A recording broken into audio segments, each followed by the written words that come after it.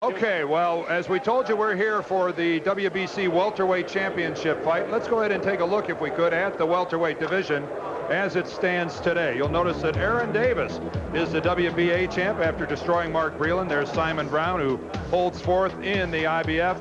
The WBC champ we'll see today, Marlon Starling, and he'll face the #1 WBC contender in Maurice Blocker. Okay, we are ringside back here. Alex Swallow, let's get ready to set up this fight. We mentioned before, we've seen some good welterweight bouts. We were here in Reno last time to see Aaron Davis and Mark Breland. Can we expect anything like that today, Alex? Well, I really don't think so. It doesn't figure to be that kind of a fight, but that upset by Aaron Davis really did breathe new life into this welterweight division, Dan, and it makes this fight more significant for the welterweight picture.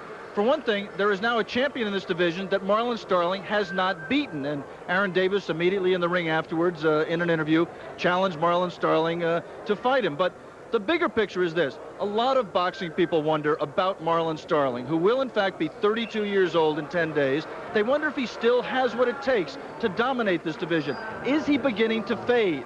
If Marlon gives one of his uninspired, just do enough efforts today, a lot of people may jump on the bandwagon of IBF champion Simon Brown, who's here at ringside today.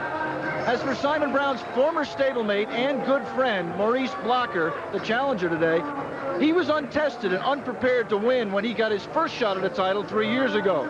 He switched his team to promoter Butch Lewis, manager Michael Spinks, the former light heavyweight and heavyweight champion, and 79-year-old trainer, very respected trainer, Eddie Futch. Maurice has been very carefully matched with 7 safe opponents since the loss to Huntington in 1987, and will know very soon whether he is now prepared to make the big step up in class. The odds, Dan, are a surprisingly close 2-1 favoring the champion Marlon Starling. Yeah, you're right, Alex. Maurice Blocker is already in the ring. We're awaiting the arrival of Marlon Starling. While we wait for Marlon here on our Schlitz Malt Liquor Professional Boxing Series, let's take this break. Listen to my nephew. He's going to be a lawyer like me. He's even going to look like me. Oh, really? So does that mean on his first big trial day, the jury's going to notice his winning smile? Yeah. And his great suit? Yeah. Oh, his little flakes. No, dandruff, me? Oh, it can happen to perfect people. Here, just use my shampoo. Head and shoulders. But you don't have dandruff. I rest my case. Head and Shoulders, because you never get a second chance to make a first impression.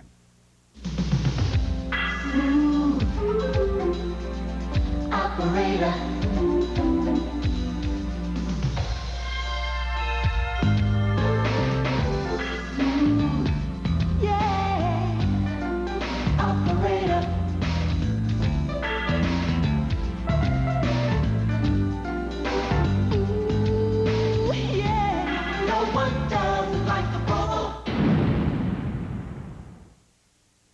The defending world champion 49ers battle the Denver Broncos in a Super Bowl rematch. It's an NFL preseason special tomorrow night on ABC Sports. No showtime. Welcome back to Reno, everyone, and Marlon Starling now just climbing into the ring after, I guess we should have expected, a championship delay, making his opponent wait. 45-6-1 with 27 of those 45 wins being knockouts. Let's take a look at the tail of the tape. And you see here, of course, the tremendous height advantage enjoyed by Maurice Blocker, over 4 inches taller than Marlon Starling. Marlon Starling, 31. He'll be 32 later this month. The WBC rules are in effect here today. Scoring is on the 10-point must system. The 3 knockdown rule is not in effect. The standing 8 is not in effect either. A fighter cannot be saved by the bell except in the final round, and only the referee can stop the fight. And the referee here today, a familiar face in Nevada fights, that is Mills Lane. And the 3 scoring judges, Miguel Donate, Chuck Giampa, and Lynn Carter. And here is our ring announcer. There's Michael Spinks. Michael Spinks is the manager of Maurice Blocker and certainly wins the award as the best dressed manager, at least here today. Dan, we constantly talk about how important it is for fighters to get off first, to initiate the action, to dictate the pace. Marlon Starling, as you see being introduced there, is not that kind of a fighter. He is a counterpuncher. He likes to let you punch first and then take advantage of the opening that your punch creates. The trainer for Maurice Blocker is Eddie Futch, who once trained Marlon Starling, knows him very, very well. And he does not want, he says the way to beat a counterpuncher is to make him lead, to sit there and wait. So the good news is we have perhaps the best welterweight in the world against a legitimate top 5 contender in the ring. But the bad news is because of those styles, this could be excruciating to watch. Somebody is going to have to take the lead. Good work, guys. Thank you. Well, Maurice Blocker certainly came out of the blocks in a hurry. He was the first to the middle of the ring. But you're right, if both of these try to settle into a counterpuncher's role, if we employed Punchstat, I don't know that it would suffer a meltdown here this afternoon. With 2 fighters with white trunks, we will say Maurice Blocker is the taller, and very quietly so he can't hear us, the bolder of the 2 fighters. Our graphic told you that Marlon Starling has the purple trim around the top of his shorts, but you're right. Maurice Blocker almost, and I say almost, a Mark Breland type physique. Although Breland a couple inches even taller than even Blocker is. You see the Blocker barely 6 feet. You see the Blocker jab. He's a stand-up boxer, does not have much power, is a surprisingly good body puncher for a man that tall.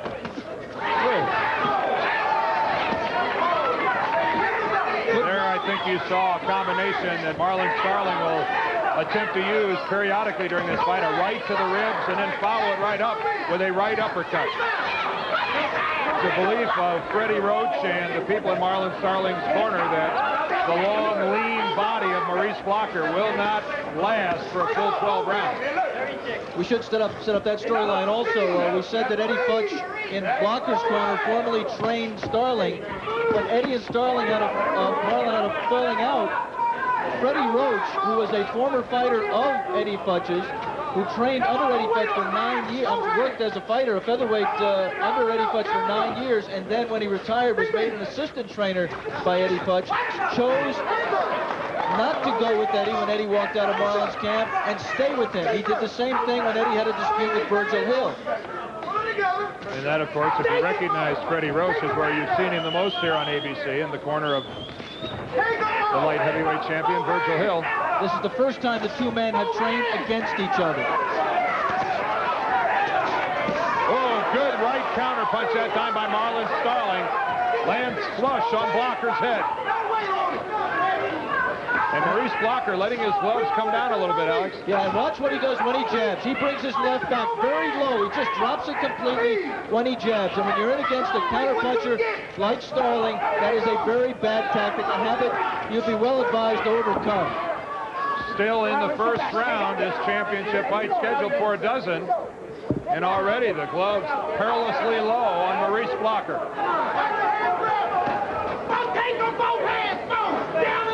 This is the end of the first. Well, this doesn't look very interesting.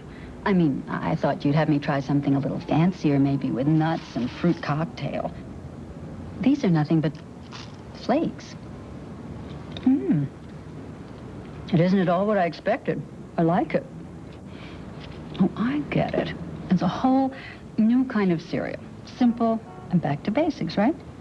I like it. Kellogg's Corn Flakes. Corn Flakes? Taste them again for the first time. A muffler isn't something you just stick under your car. The wrong one can really hurt your engine performance and fuel economy. Midas quality mufflers are installed by experts and backed by a great guarantee.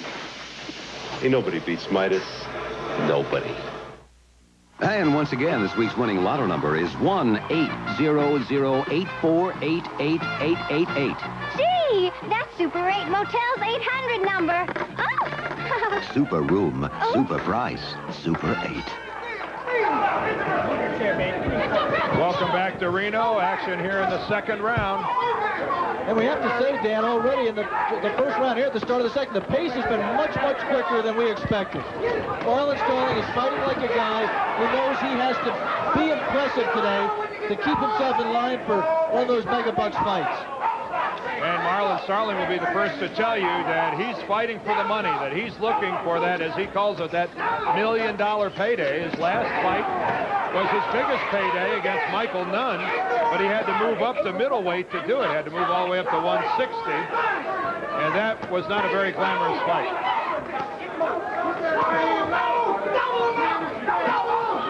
There is Eddie Futch, one of the trainers of Maurice Blocker and one of the grand gentlemen in the world of boxing. 79 years old. He's starting to put on a little weight right now, but he used to tell people the truth that he once sparred with Joe Louis back in Detroit, and at that time it was hard to believe. He is inching slowly towards heavyweight. Well, when you're 79, I guess you can do whatever you feel like. The pace has picked up here in the second round. You see Marlon carrying his left pretty low. He may be trying to draw a right hand and then look to shoot a counter. See him leaning back there? Sometimes you try to give your opponent the impression there's an opening, let him lead, take the lead, and then take advantage of the opening that his punch creates. Oh, and there's the mouthpiece of Marlon Starling. It was an uppercut by Maurice Blocker. A left uppercut blew the mouthpiece right out of Marlon Starling's mouth.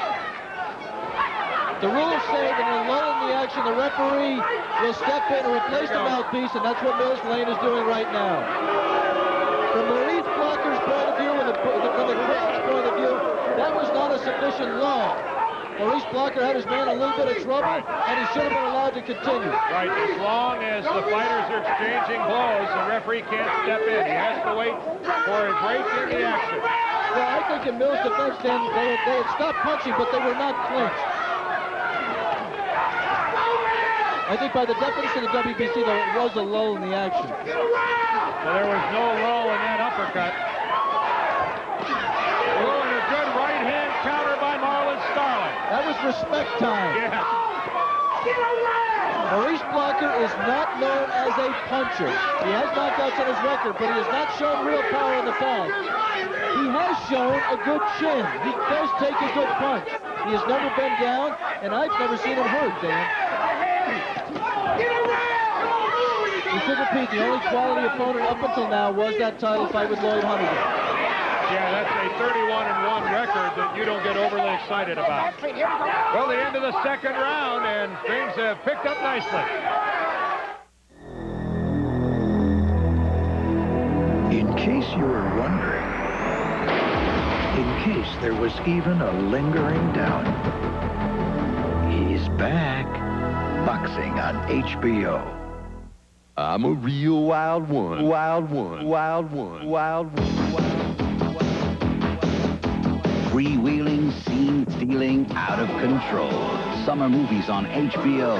Simply the best. A kiss? Oh, not right now. You really don't want to kiss me? Dangerous. Very dangerous. Give me a minute, honey. Don't let morning breath ruin a good morning. Get Scope. Scope has 2 powerful ingredients to kill 90% of the bacteria that cause morning breath. Didn't I hear something about a kiss? Right here. Right now. Kiss. It is time for a kiss. Scope, the best thing, first thing in the morning. Hey, you. Put that kiss right here. Well, here's Blocker's best punch of the fight. Watch the left uppercut right on the chin, and there goes Marlon Starling's mouthpiece. The bell sounds, and we're underway here in the third. And Mills Lane is about to get angry. He is, and Mills Lane does not like to lose control of a fight. Alex, you called that right, and Mills Lane's going to call them together. When he finishes with this one, he can go over to the Middle East, because I don't think he's going to turn these guys. Jab, get the jab going. Mills Lane does not have a great sense of humor in the ring. Oh, a good left hand there by Blocker. Marlon Starling has a reputation as the best defensive fighter in boxing. He is trying to be more aggressive here, and he's getting hits with many more punches than he's used to. Whether that's a function of a change of style or a function of his deterioration, I don't know. You're right, Alex. It's not the Marlon Starling that a lot of fighters and fight fans have grown accustomed to seeing. And, you know, you mentioned earlier about him looking for the big payday. Could this be a conscious effort to change his style to make it more entertaining? Well, I think it is. And I think right now he may decide that he should go back to what he used to say his old strategy was. I'm not here to please fans, I'm here to win fights. Better be ugly and win than entertaining and lose. But from his point of view, he'd still like to do both, and I don't think he's yet in a position, even though Blocker has gotten off even in rounds on my scorecard and scoring well here in the third. I still don't think, Marlon's being blown out by any means. I know that Maurice Blocker has a great chin, but it's going to be tested if he keeps throwing that left from down around his waist. There's a fighter, IBF welterweight champion Simon Brown, who would dearly love to test, he says, Marlon Starling's chin. We said at the top, Simon is a very good friend of Maurice Blocker's. They are both from Washington, D.C. Simon originally from Jamaica, but now lives outside Washington. They were stablemates for a long time. And Simon picked Maurice to win this fight, but that may be more friendship than analysis. Right now, it doesn't look like that bad a pick. Oh, and there's a good right hand backing out a little bit by Marlon Starling. Make one other point here, Dan. This is a much faster pace than either man is used to. And when they're fighting above what they're used to, stamina, conditioning, and heart will have a lot to do with who wins the fight. Right now, Blocker seems to be breathing a little bit heavier. See more of his mouthpiece.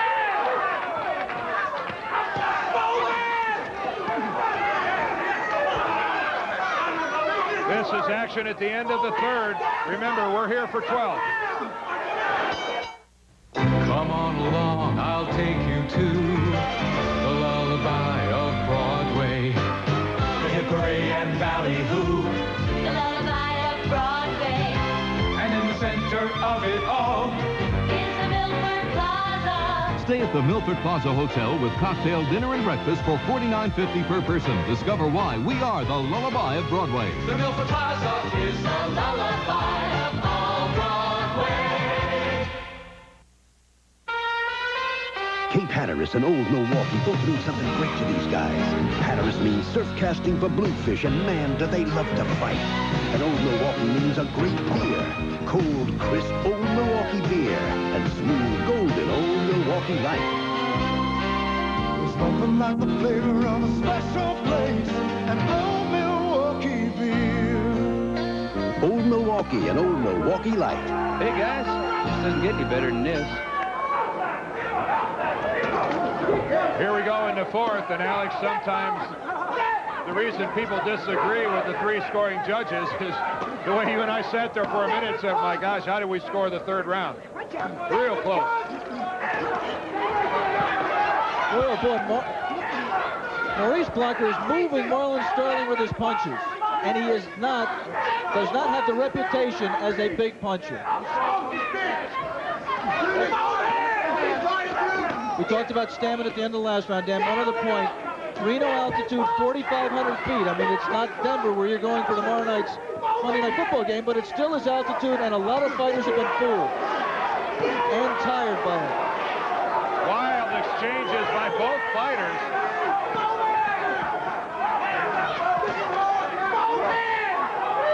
A much faster pace than we expected.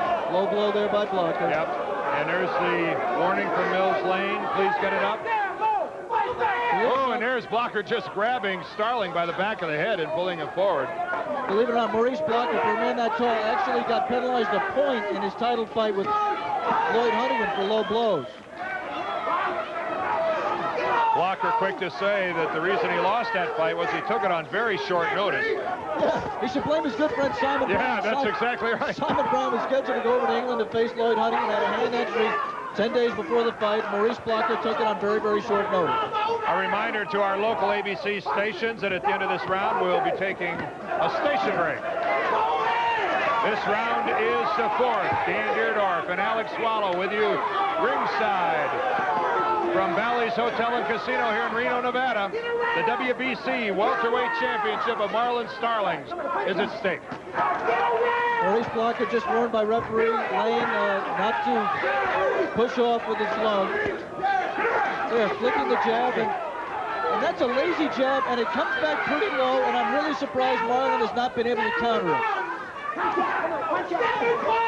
It's a lazy jab, Alex, and it's also, again, coming low. It's not really, it's coming from down there by the hip. The other thing you would expect is that so much of this fight has been fought on the inside. You would expect Marlon Starling to absolutely eat Maurice Blocker up on the inside. That has not been the case. And when you listen to Starling's camp before the fight, that was their #1 game plan, work the body. Work that long, lean frame, and another solid right counter punch by Starling, right to the ribs. And again, Blocker breathing heavily. Well, if he absorbs a whole lot of body punches like that, you're darn right he's going to breathe heavily. Now, Marlon Starling. Schlitzmall Liquor Professional Boxing featuring the WBC World Welterweight Championship will continue after this word. Savings, selection, service. You can have them all at O'Connor Ford. If anyone can, O'Connor can. Get a new Ford for under $10,000. Like the Festiva, Escort, Tempo, Mustang, Taurus, Probe, and Ranger pickups. 5 minutes financing, even if you've had credit problems. First-time buyer and college grad programs are available now. At O'Connor, we have never seen a deal we could not beat. If anyone can, O'Connor can. Bob O'Connor Ford, 2601 West 95th Street, Evergreen Park. First, he rocked America. Then, he built the pyramids. Now, the challenge begins. Dick Clark hosts The Challengers, the first game show that keeps pace with your world. Play along with Dick Clark and the all-new Challengers, the best news in game shows. You got it. The Challengers, coming this fall, only on Channel 7.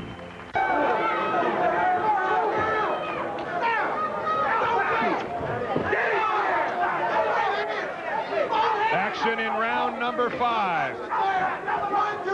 Marlon Starling with the purple trim at the top of his white shorts.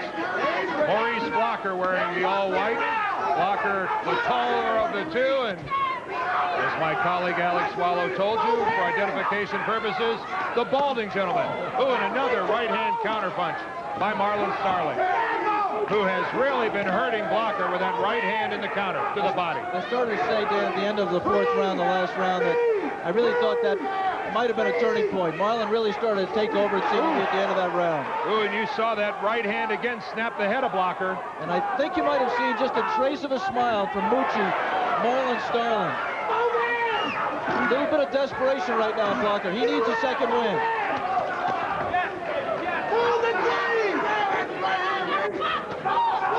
And the body punches from Marlon Starling are not helping him. And that was all Eddie Futch, not Eddie Futch, that's all that Freddie Roach talked about. In Marlon Starling's corner, that last break was work the body. You're starting to break this guy up inside. Keep it up. And he said something else that is very rarely heard in the corner. He said, you're using the jab too much. Very few trainers will tell their man to stop jabbing. He wants Marlon inside with power punches, as you said, trying to break him up and trying to rough him up.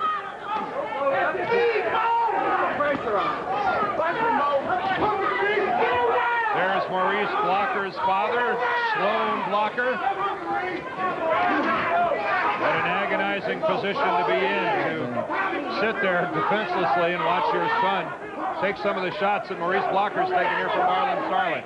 And Maurice, still an excellent fight to this point, Alex. His dad was not cheering at all, but Maurice is doing a lot of talking in there. I don't know whether he's talking to himself, trying to rev himself up, or talking to Marlon, but...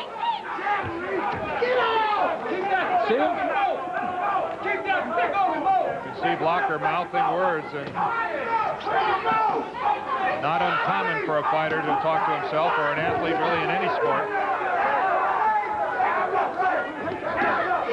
Very seldom, though, do you talk to yourself and say, great job. You normally talk to yourself because you're upset. He's trying to find the rhythm. You could hear the groan go from the audience at that right hand from Starling that missed. You see Marlon with the left arm right down. He's trying to throw a right hand. I don't know whether he's looking to hook or bringing his own right hand back. The closing seconds of round number 5. Gravity. It cannot be defied, but its impact can be lessened. With the unique shock absorption of gel. Asics Gel, the same material built into the Asics Gel cross trainers. Do it better with Asics Gel. But do it without the egg. See our exciting new model at Foot Locker and other fine stores. Domino's Pizza Feast. It's here, the Deluxe Pizza Feast.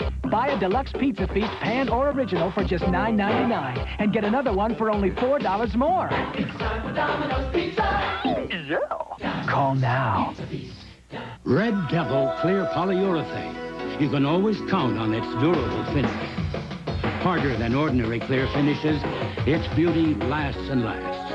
Red Devil Clear Polyurethane for the finish of a lifetime. Both fighters move to the middle of the ring for the 6th round of this 12-round championship fight here on our Schlitz Malt Liquor Professional Boxing Series on ABC. I'm Dan Deerdorf along with Alex Wallow. We're at Bally's Hotel here in Reno. The reason these guys are here is a shot at Marlon Starling's belt, the man on the left, the WBC welterweight champion. Alex Wallow, your assessment of what's happened so far? Well, it has not been, with capital letters, an excruciating fight to watch thus far. It's been a much better action fight than we expected, because both men have gone out there and been aggressive in going after what they both need. Maurice Blocker on the left wants the world championship. Marlon Starling not only wants to keep his title, but he wants to put himself in a position for big money fights down the road against an Aaron Davis or a Julio Cesar Chavez or a Meldrick Taylor. You see a lot of grease on the eyelids of the upper eyes of Marlon Starling. They have also used end swell on his left eye, puffiness predominantly on his left eye.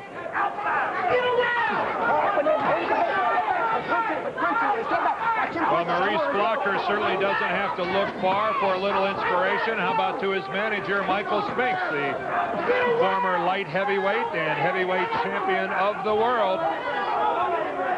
Michael Spinks, the manager of Maurice Blocker.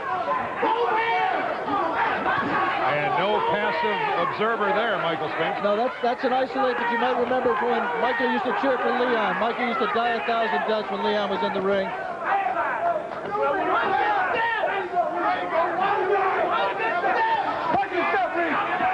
He says, we talked to Michael, he says he is comfortable in his retirement, but there's a little something in his voice that gives you the impression that he is not 100% committed to it yet. You know, you mentioned Leon Spinks. I'll take this opportunity to pass along our condolences. Leon Spinks' son was murdered several weeks ago in St. Louis, and our condolences to Leon Spinks and to Michael Spinks. But business at hand is Maurice Blocker and Marlon Starling. And it has certainly not been the type of fight that both of these fighters said ahead of time that they would fight. I'm glad they lied. No. I'm glad they did too.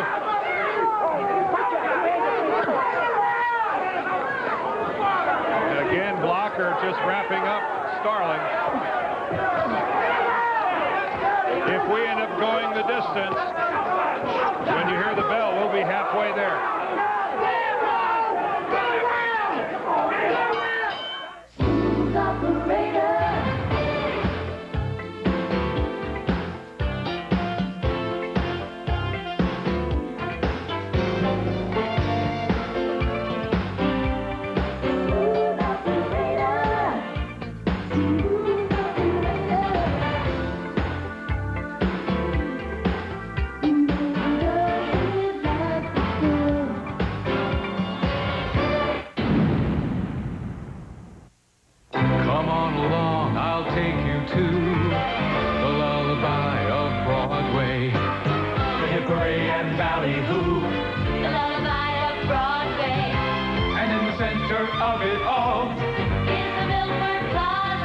Stay at the Milford Plaza Hotel with cocktail, dinner, and breakfast for $49.50 per person. Discover why we are the lullaby of Broadway. The Milford Plaza is the lullaby of all Broadway. Referee Mills Lane says, let's get going here in the 7th round. Halfway, I've got Starling up by a point.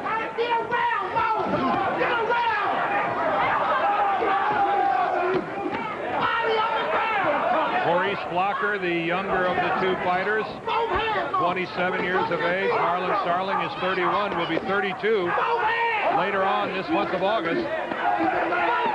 There's Blocker doing a little work inside out. Yeah, I want to make this point at the top of the fight, but it really wasn't, the fight didn't lend itself to it, but generally Marlon Starling's fights are very difficult to score because Marlon is such a clever defensive fighter, so subtle. He picks off so many punches with his gloves. Doesn't slip as many as you might think, but blocks an awful lot. And for that reason, you have to... Oh, and there's a right-hand counter by Starling right on Blocker's chin. I was going to say, for that reason, you have to concentrate very, very hard in scoring a Marlon Starling fight to see what of the opponent's punches get home. Well, Alex, you mentioned the quality of the chin of Maurice Blocker. That was a big-time shot that he took right there on the chin. It really never even buckled his legs. It's funny, Dan, the cliche in boxing is big punchers don't have good chins. Here's a case where a guy who's not known as a big puncher has a real good chin.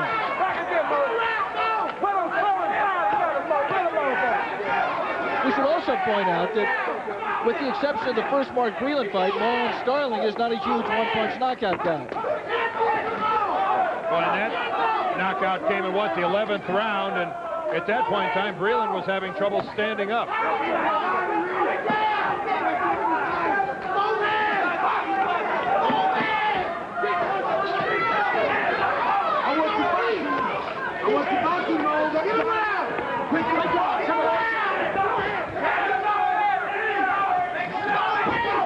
We're in the 7th round.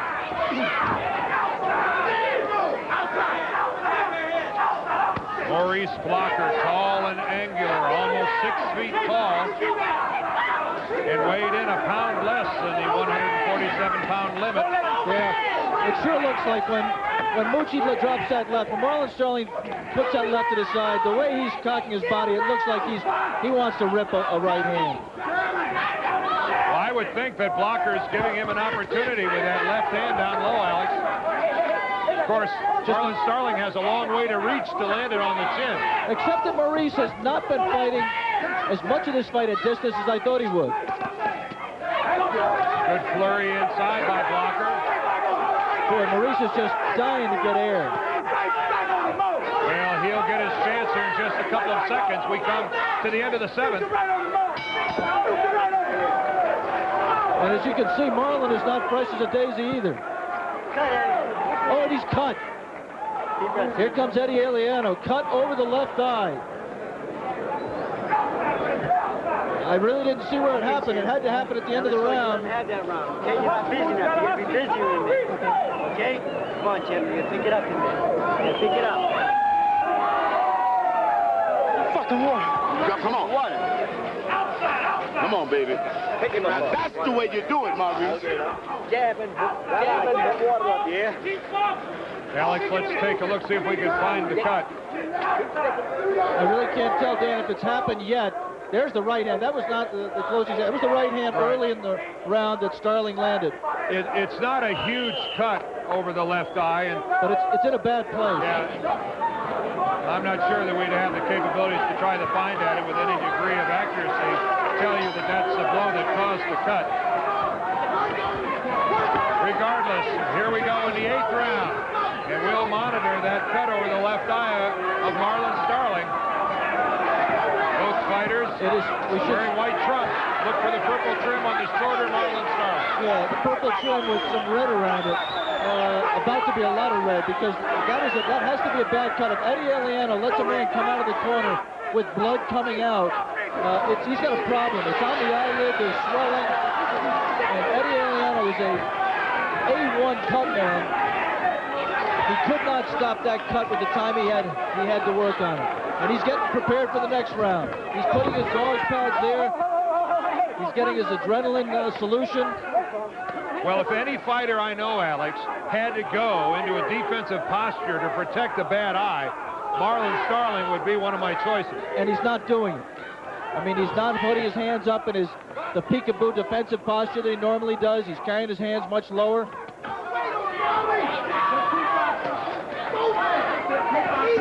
Well, maybe that's an indication that the cut isn't bothering Marlon Starling. Well, it may be. It may also be that he's just not adjusting well to it. It may also be that his arms are tired.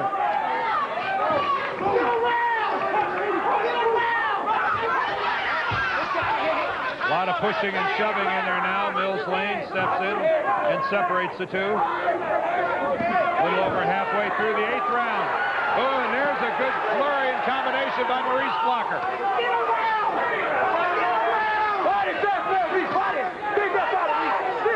And there's Marlon Starling covering up. And Maurice Blocker must have thrown 10 punches and hit nothing but forearms and gloves.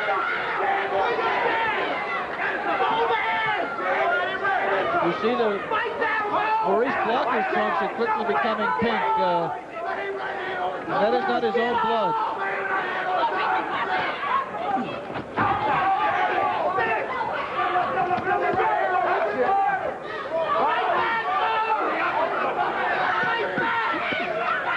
Good combination, a pair of left hands to the ribs by Blocker. Real good combination by Maurice Blocker. And nothing scoring coming back from Mucci. Now he's landing on the inside. Marlon Starling operates with a pair of nicknames, Mucci or the Magic Man. That's the nickname that's embroidered on his shorts. Let's give credit to these two fighters, Dan. We badmouth this fight at the top, and they're both dead tired right now, and they're just fighting their hearts out. Eddie Aliano will be busy again on the left eye of Marlon Starling in the break here between the 8th and the 9th. We tested STP oil treatment under the worst possible conditions. In the taxi cabs of New York City. The result? Engine lift to wear was reduced by up to 50%. And now there's an STP for your newer car, too. You know what's so special about this STP son of a gun protection? It's the eccentric molecular structural units, which form linear polymorphic bonding sites at the onset of induced atmospheric propulsion. In other words, it'll make your car look real good when you shoot it. Son of a gun. What a difference. I got a meter. Down, boy. Well, it's now or never. Attention, shoppers. You're at a romantic dinner at her place. Candlelight, wine, something with a little spinach in it. And for dessert, Come on. humble pie. If she sees your dandruff. I don't have dandruff. Fine. Use your regular shampoo. I can't have dandruff. Aisle 9. You mean you use Head and Shoulders? Yeah. But you don't have dandruff. Right. Neither will she. Head and Shoulders. Hi. Because you never get a second chance to make a first impression. Eddie Aliano has left a great deal of white substance over the left eye of Marlon Starling, and I think Maurice Blocker was kind enough to go ahead and remove it already. I don't know if that was cotton or... No, that's not cotton. That's... Oh, there's tape coming off Blocker's gloves. I got tape problem. Come here. Yeah, here's a funny thing.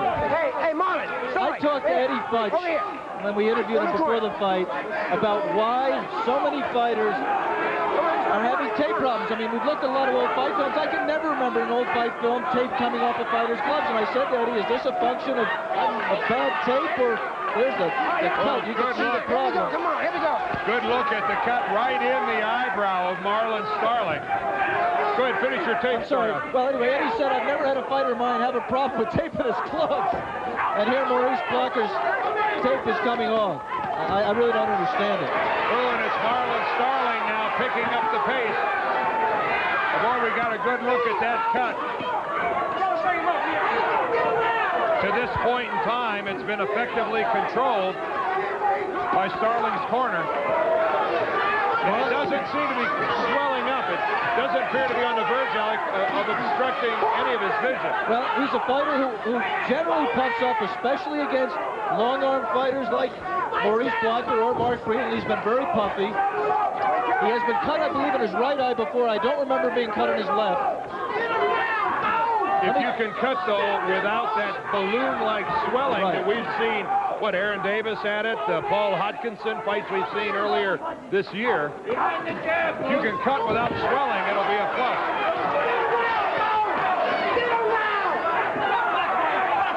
We're in the 9th round, just a little more than halfway through the 9th.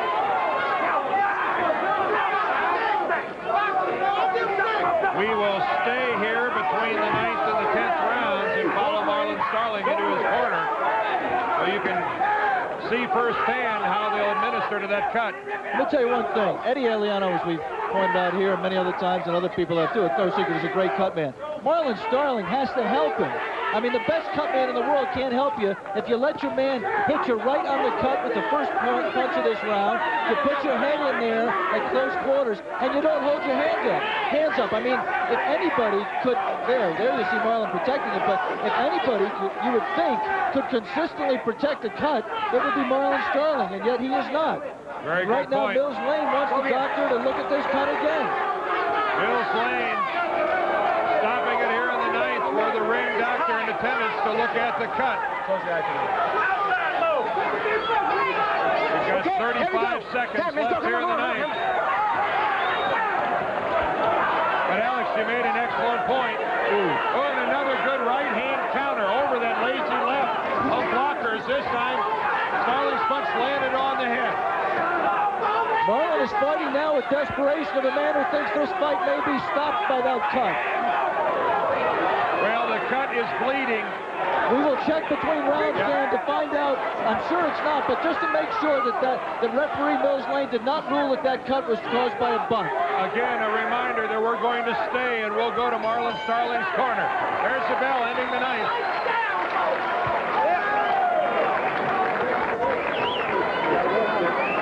Level back. Real good. Give me the bucket, Jim. Real good, man. Real good. Moochie, you got to go to him with the jab and fire it up. Go to him. He's running from you, okay? Now let's go to him with the jab and throw combinations. You hear me? Go to him with the jab. You'll beat this guy. Keep him backing up the whole round. You hear me? You need these 3 rounds to win the fight, okay? The fight's dead even. You got to pick it up. You're the champion. Let's go to work. Let's go to work. You hear me? Champion, go to him with the jab and fire the right hand. Quick, hard combinations. You're the best. Now let's show it, okay? All right, this guy's dead tired. Now you stay on this son of a bitch. You hear me? You're gonna have this fight. Come on, Jim. Jab. You might have seen on one of those angles, Dan, the doctor, the gentleman in the gray suit, looking down in the eye, not interfering with Eddie Aliano's ability to do his job, but looking at it.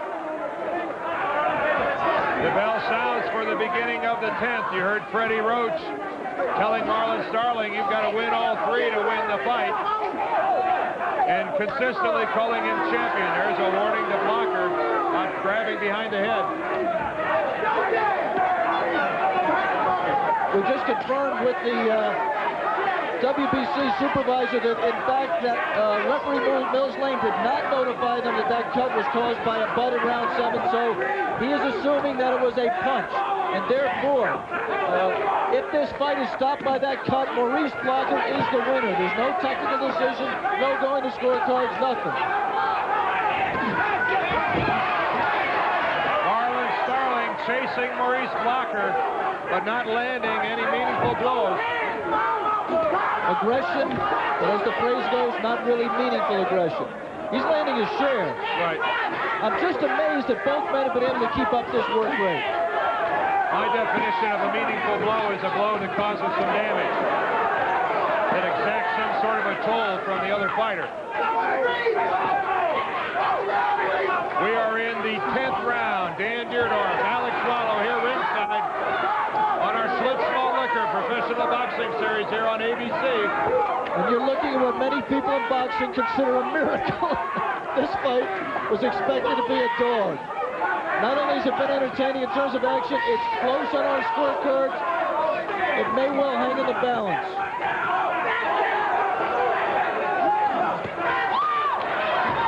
There was good work by Starling of covering up and attempting to protect that left eye.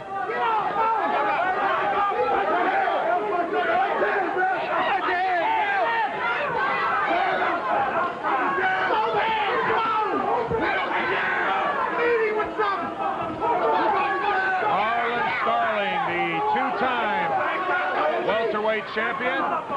He beat Mark Breland to win the WBA version. He then beat Lloyd Hunnigan to win the WBC title that he now has. Marlon jumped on Maurice there like he thought he might have hurt him. I think it was just a matter of a little bit of fatigue in Maurice, and he stumbled a little bit. You don't see the flow of blood flowing quite as hard now as it did in the 9th round, but a little more swelling, Alex. The eyelid of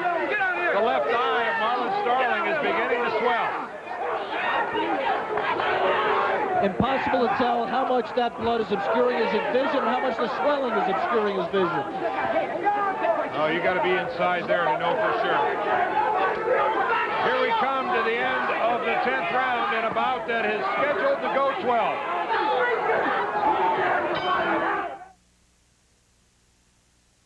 Nothing.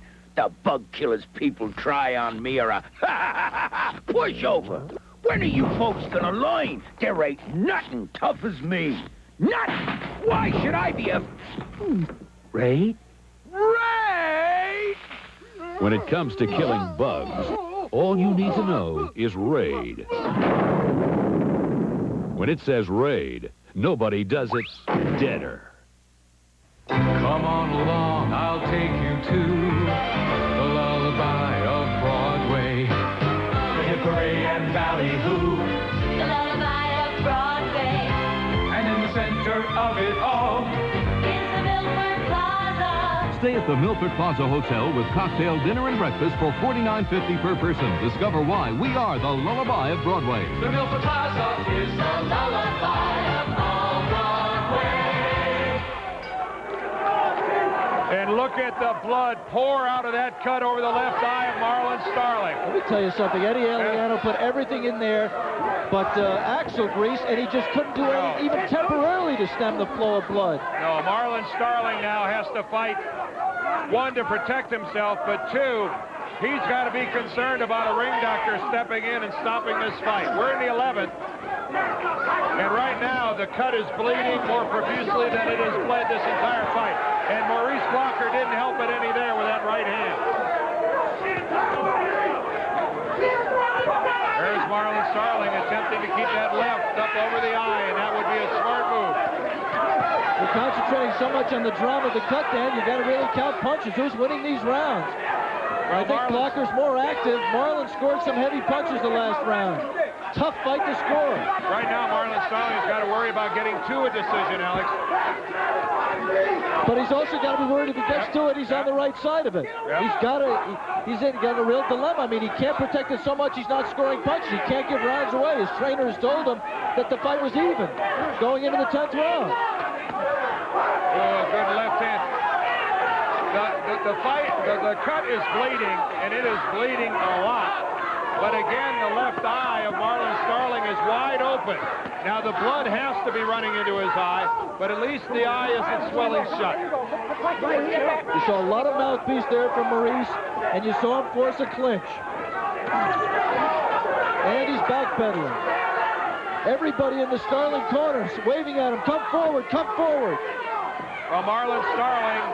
And he's doing his best. There's just a little over 4 minutes left in this fight.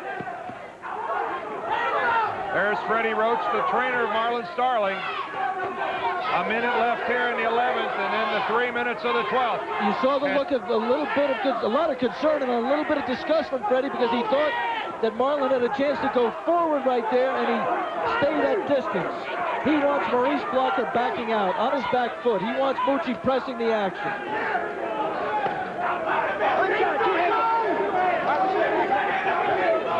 These two have kept up an active pace from the opening bell of this fight. There was another good right hand from Marlon Starling. Both fighters started with white shorts. They're both now red, but it is all the blood from Marlon Starling that's doing the job on both of them. That time, even though there was a clinch, Marlon was smart enough to put his head on the other side to protect his left eye. We're going to stay here between the 11th and the 12th. And again, we'll follow Marlon Starling into his corner to see what Eddie Aliano can do with that cut.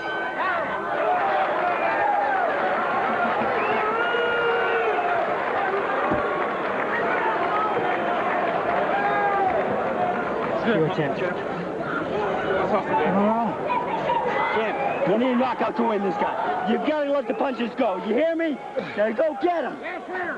Tim, you gotta let all big shots go to his head. Let's go. You gotta let that right hand go.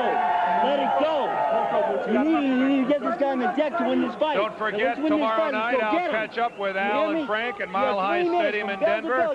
This is no summer rerun here. This is the 49ers and the Broncos, a rematch of Super Bowl 24, 8 o'clock Eastern tomorrow night, 5 o'clock Pacific, right here on ABC. Okay, give it up. That's it. All right.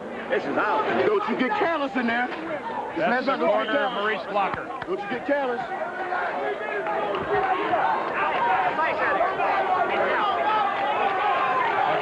Again, you can see that blood. And the fighters come out, touch gloves, and the crowd appreciates what they've seen through 11. This, the 12th and final round. And a marked contrast in the corners, Dan. Freddie Roach told Marlon Starling he needed a knockout to win. In the Blocker corner, they just said, don't get careless. That must mean, ooh. Oh, and a good right hand by Starling again. Catches Blocker flush. And then hanging on was Marlon Starling.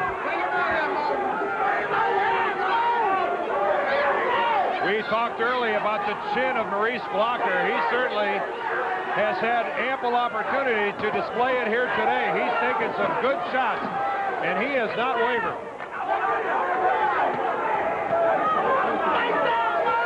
Needless to say, of the two fighters, Marlon Starling showing much more wear and tear. Marlon is not right now fighting like a man who thinks he needs a knockout to win. He may be trying to draw Maurice up with the right hand, but he just isn't putting it together at this point. Whether Freddie's right or not, I don't know. Freddie may just been trying to inspire a big effort.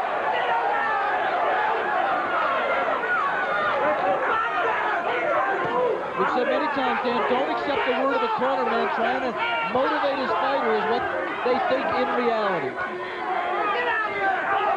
Halfway through the final round of our final fight here in our 1990 Schlitz Malt Liquor Boxing Series. It's also the end of our ABC series that we started back in January, and it has been fun. And this has been an excellent effort by both these fighters.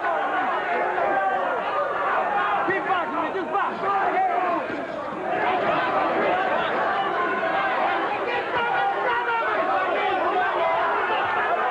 You see Cedric Kushner there, the man, well, I won't say that some people call him a walrus, but the man there with the mustache at ringside in the blue suit waving Marlon Starling in.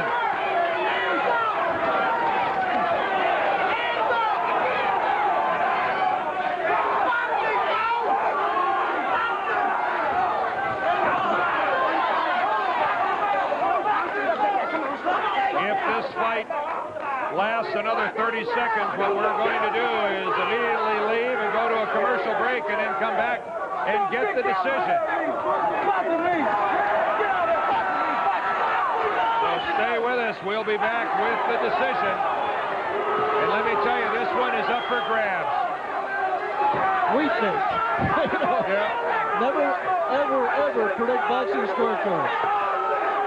Maurice Blocker certainly is fighting like a man who thinks he's a new champion. Here's the bell. There it is, the end of the fight. We'll be right back to Reno for the decision.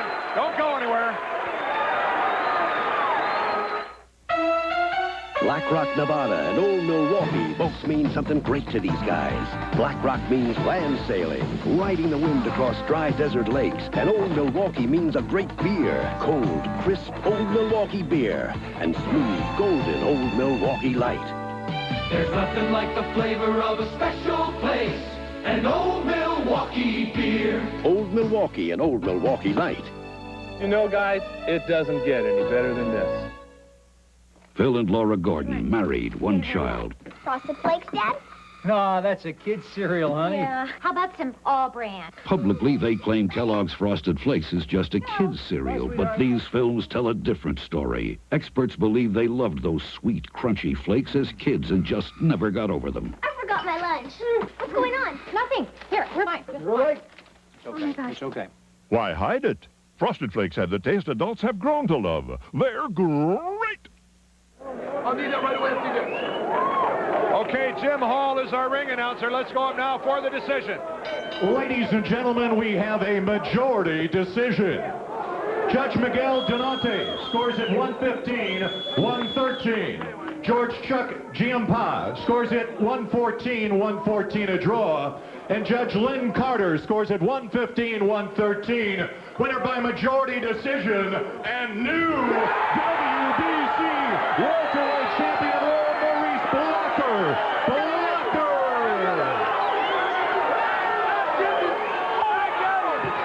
Dan, I'm looking at the scorecards now. One judge gave Blocker the last round. He needed it to win and gave him 115-113. And the other judge, so Maurice Blocker won the last round to win the fight and the title. Today, Schlitz Malt Liquor, in the name of Maurice Blocker, will be presenting a $1,000 check to the Make-A-Wish Foundation that was established in 1982 to grant wishes to children with life-threatening